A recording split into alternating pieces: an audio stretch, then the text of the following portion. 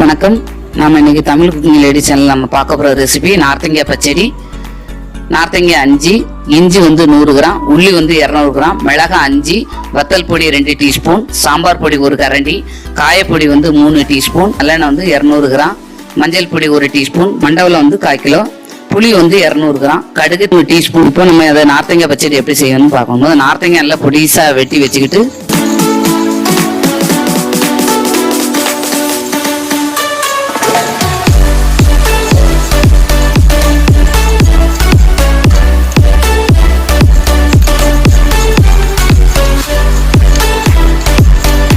உள்ளியும் வெட்டி வச்சுக்கணும், பச்சை மிளகாய் வெட்டி வச்சுக்கணும். ஸ்டவ் ஆன் பண்ணிக்கோங்க. ஒரு பாத்திரத்தை அடுப்பு வச்சு நல்லெண்ணெய் ஊற்றி நம்ம நல்லா சூடான பிறகு வெங்காயத்தை போட்டு கொஞ்சம் வசக்கணும். பச்சை மிளகாய்லாம் போட்டு வசக்கிட்டு இஞ்சி போட்டு லேசாக வசக்கணும். திருப்பி நம்ம நார்த்தங்காயும் வசக்கினதுக்கு அப்புறம்